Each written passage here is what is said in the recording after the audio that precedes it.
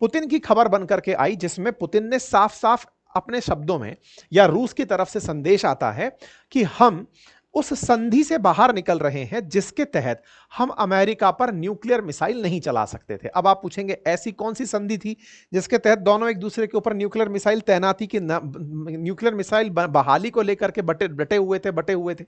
आज के सेशन में जिक्र करेंगे। दूसरा, रूस का वो स्टेटमेंट जिसमें उन्होंने ये कहा कि भारत के पास ये विकल्प है, उसके पास एक संप्रभु राष्ट्र होने के नाते ये विकल्प है कि वो अपने हितों की संपूर्ण रखवाली कर सकता है।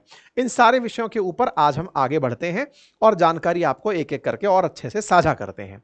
साथियों, 1987 के अंदर अमेरिका और उस समय सोवियत रूस हुआ करता था। उस समय यूएसएसआर हुआ करता था, रशिया नहीं हुआ करता था। रशिया समेत 15 देश मिलकर के यूएसएसआर बनाए हुए थे, है ना। तो 1987 में अमेरिका और यूएसएसआर के बीच एक ट्रीटी हो रखी थी जिसका नाम था intermediate range nuclear forces treaty. इसको आईएनएफ ट्रीटी के नाम से जाना जाएगा। आईएनएफ ट्रीटी जो थी ना, इससे आज रशिया बाहर निकल गया है। इसका मतलब क्या है, पहले हम वो समझ लेते हैं और फिर हम इसको थोड़ा आगे लेकर चलेंगे। Intermediate range nuclear force treaty generally जो हमारे न्यूक्लियर मिसाइल्स हैं या सिंपल मिसाइल के तर्ज पर अगर हम बात करें तो मिसाइल को 3 कैटेगरी में बांटा जाता है: short range missile, intermediate range missile और लॉन्ग रेंज मिसाइल्स। यानी कम दूरी तक मार करने वाली शॉर्ट रेंज। अब कम दूरी क्या भाई, 0 से लेकर के 500 किलोमीटर तक मार करने वाली को शॉर्ट रेंज। कहीं 500 लिखा है, कहीं 550 लिखा है, कहीं 250 लिखा है, लेकिन आप 500 पकड़ कर चलिए।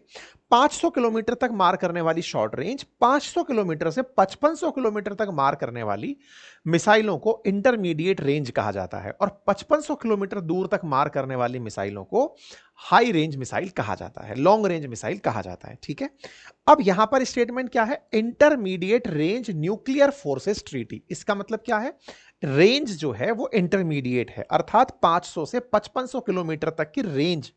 इसमें न्यूक्लियर फोर्सेस, अब ये क्या कहानी है, देखिए मिसाइल जो है ना वो एक तरह से समझिए अपने दिवाली में चलने वाले रॉकेट की तरह है। अगर आपने दिवाली पर रॉकेट चलाए हो तो उसके ऊपर एक टोपा सा बना होता है ना। उस टोपे को वार हेड कहते हैं। उस वार हेड में आप जो भी भर दें वो जाकर वही फोड़ आएगा। अगर आपको लगा कि यहां पर मुझे कागज चिपकाना है, वो कागज को लेके फोड़ आएगा।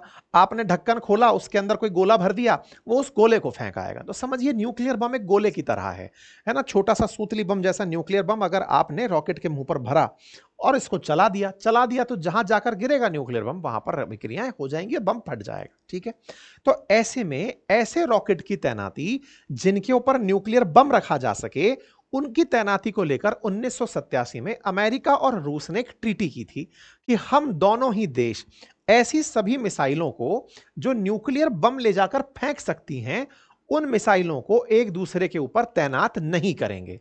ऐसा क्यों हुआ था दोनों के बीच समझौता? क्योंकि जब द्वितीय विश्व युद्ध खत्म हुआ तो द्वितीय विश्व युद्ध के बाद में लड़ाई इस बात की मची कि हम दोनों एक ही तरफ थे। कौन कौन?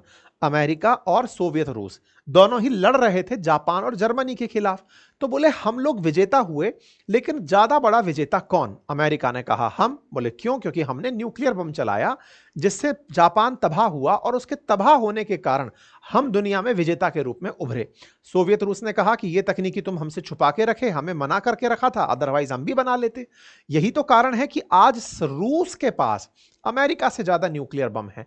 इन्होंने इतने न्यूक्लियर बम बना डाले और आज तो हद यह है कि एनरिच्ड यूरेनियम रूस बेचता है अमेरिका को, आज भी जब दोनों के बीच में अशांति का माहौल है। अच्छा साहब, विजेताओं में कौन बड़ा विजेता होगा? इस विजेताओं की रेस को एक दुनिया ने शस्त्रों की रेस के रूप में देखा और इस आर्म रेस का नतीजा यह निकला, इन शस्त्रों की होड़ का नतीजा यह निकला कि जहां तहां दुनिया में अमेरिका और सोवियत रूस एक दूसरे से भिड़ने चले आते थे। इसी को कोल्ड वॉर कहा गया। दोनों आपस में नहीं झगड़ रहे हैं डायरेक्ट, लेकिन जहां मौका देखे, चाहे भारत पाकिस्तान देखे हो, क्यूबा क्राइसिस देखे हो, नॉर्थ कोरिया साउथ कोरिया देखे हो, वियतनाम देखे हो, जहां मौका देखें दोनों आमने सामने पार्टी बन के बैठ जाएं दूसरे देश में झगड़ने के लिए।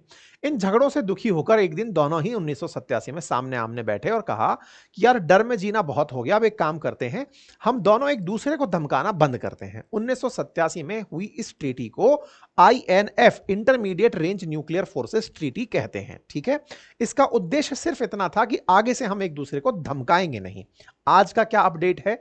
रूस ने कहा है कि मैं इस ट्रीटी से बाहर निकल रहा हूं, अर्थात हम धमकाना शुरू करेंगे। अर्थात इंटरमीडिएट जो न्यूक्लियर फोर्सेस की ये जो मिसाइल्स हैं, इन्हें अब हम तैनात कर सकते हैं। कहां तैनात कर सकते हैं?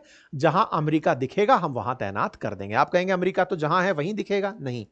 अमेरिका के दुनिया भर में जितने भी ठिकाने हैं उनको भी अगर हमें टारगेट करना है तो उनके लिए हम मिसाइल लॉन्च कर सकते हैं, वहां मिसाइलें तैनात कर सकते हैं। हम उस संधि से बाहर निकल रहे हैं। अब आप पूछेंगे ऐसा अचानक क्यों हुआ? ऐसा अचानक इसलिए हुआ कि 2019 में अमेरिका ये कहते हुए इस ट्रीटी से बाहर आ गया था कि भाई देखो, अमेरिका को लगता है कि रूस इन सब बातों को मान नहीं रहा है, वो कहीं ना कहीं अपनी मिसाइलों की टेस्टिंग कर रहा है, इसमें टेस्टिंग नहीं करनी चाहिए थी। रूस चूंकि ये सब बातें नहीं मान रहा है, इसलिए अमेरिका खुद इस ट्रीटी से बाहर आ रहा है। जब ट्रंप पिछले बार थे तब वो इस ट्रीटी से बाहर आने के लिए कह चुके थे। अमेरिका ने इसी के चलते अपने यहां पर टेस्टिंग एंड ऑल करना शुरू कर दिया था। अमेरिका लगातार 4 यूरोपियन नेशंस के अंदर अपनी मिसाइलें तैनात करना शुरू कर दिया था। यानी कि 2019 से 25 के बीच में अमेरिका ने long range missiles European countries में, जर्मनी में, इन सब में अपॉइंट करना शुरू कर दिया था। पलाऊ में अपॉइंट करना शुरू कर दिया था, फिलीपींस में अपॉइंट करना शुरू कर दिया था कि भाई मैं मिसाइलों को लगा रहा हूं क्योंकि मैं अपनी तरफ से रशिया के साथ अपने ट्रीटी तोड़ चुका हूं। 2019 में अमेरिका एक तरफा इस ट्रीटी से बाहर आ गया था। आप कहेंगे सर, जब ट्रीटी दो देशों के बीच हुई थी तो अमेरिका के बाहर आने के बाद रूस का बाहर आना तो स्वतः ही स्वाभाविक था। नहीं, रूस ने कहा यूनिलेटरली अमेरिका बाहर निकला है, मैं नहीं। ऐसे में अमेरिका के प्रेजेंस में रूस ने 2019 से 25 तक इस ट्रीटी को चलाया। लेकिन आज उसकी नजर में वो स्थिति पैदा हो गई है कि अमेरिका के सामने अब हमें खड़े हो जाने की आवश्यकता है। आवश्यकता है कि हम भी अपनी तरफ से मिसाइलों को ले जाकर अमेरिकी ठिकानों के सामने लगाकर खड़ा कर दें।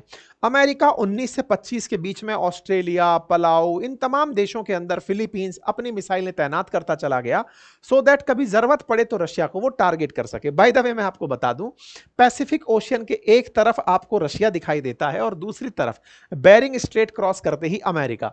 हमको दिखता मैप जब अपना वाला देखते हैं तो लगता है एक तरफ रशिया पड़ा है, फिर अटलांटिक ओशियन क्रॉस करोगे तब जाकर अमेरिका आएगा। नहीं, एकमात्र छोटी सी स्ट्रेट है 100-150 किलोमीटर टाइप की, बेरिंग स्ट्रेट, उसे क्रॉस करोगे तो आमने सामने अमेरिका और रशिया बैठे हुए हैं और यही इन दोनों के बीच में सबसे बड़ी बवाल का कारण भी है। ठीक है, ऐसे में अमेरिका के द्वारा तमाम वो प्रयास किए जाते रहे जो मिसाइलों को बढ़ावा देने के लिए और रशिया के सामने तैनात करने के लिए थे। आज जाकर के रूस ने अपनी तरफ से कहा है कि भाई जब इतना कर ही लिए हो तो अब हम भी कर लेते हैं। मैं आपको बता दूं कि अमेरिका और रूस के बीच में एक नहीं कई ट्रीटी ऐसी एग्जिस्ट करती हैं जिन ट्रीटीज में यह तय होता है कि अमेरिका और रूस मिलकर के दुनिया के सामने शांति के दूत बनेंगे। धीरे धीरे ये सारी ट्रीटियां अब टूटती जा रही हैं। उनमें से आईएनएफ त्रुटि एक है। ये आईएनएफ त्रुटि की जो मैं बात कर रहा हूं, ये साइन की गई थी रोनाल्ड रीगन और मिखाइल गॉर्बाचोव के बीच में 1987 में, जिसके तहत जैसे ही ये ट्रीटी साइन हुई थी 1987 में, तो लगभग 2600 से अधिक मिसाइलें दोनों तरफ की नष्ट की गई थी, जिनमें से अमेरिका ने 846 मिसाइलें नष्ट की थी और मॉस्को ने 1846 मिसाइल्स। आपके सामने ये जो मैप दिखा रहा है, ये बताता है कि दोनों देशों ने एक दूसरे के डर को खत्म करने के लिए जहां जहां दोनों की अपनी अपनी प्रेजेंस थी, उन उन जगहों पर मिसाइलों को बर्बाद कर दिया था, कैंसिल कर दिया था, खत्म कर दिया था कि नहीं भाई अब मिसाइल यूज नहीं करेंगे क्योंकि एक दूसरे को नहीं धमकाना है। 1987 से अब जाकर के अगर ऐसा कुछ हुआ है तो इसका मतलब कुछ तो ऐसा है जिससे दोनों को लगता है कि हां हम फिर से आमने सामने आकर खड़े हो सकते हैं। तो क्या है, आइए दोनों की ताकत जांच लेते हैं। रूस अमेरिका से ज्यादा न्यूक्लियर बम रखता है, वहीं अमेरिका रूस से ज्यादा एयरक्राफ्ट रखता है। जहां अमेरिका के पास 13,000 एयरक्राफ्ट हैं तो रूस के पास मात्र 4,292 एयरक्राफ्ट हैं। लेकिन न्यूक्लियर बम के मामले में रूस के पास 4300 न्यूक्लियर बम उपस्थित हैं। फोर्सेस लैंड पर दोनों के पास लगभग बराबर हैं, टैंक्स की संख्या में रूस काफी आगे है और नेवल फ्लीट के अंदर लगभग दोनों बराबर हैं। दोनों उन क्षेत्रों में लीड लिए हुए हैं जिससे ये दोनों एक दूसरे को बराबर पाते हैं। कोई कहता है मैं एयरक्राफ्ट के साथ ज्यादा हूं तो फिर वो कहता है मैं न्यूक्लियर बॉम्ब के साथ ज्यादा हूं। अर्थात दोनों इस तरह से एक दूसरे के सामने हैं कि हमला कोई किसी के ऊपर नहीं कर सकता क्योंकि सबको अंत परिणति पता है। यही कारण है कि रूस ने अमेरिका से साफ कहा है कि खास रूप से ट्रंप, आप इस तरह की बयानबाजियों से बचें जो कि एक दूसरे को उकसावा देने के लिए हों। ऐसे में अगर रूस इस तरह की चीजों से बाहर निकल कर आता है तो इसका मतलब साफ है कि आगे आने वाले समय में वो अमेरिका को किसी ना किसी प्रकार से धमका पाएगा।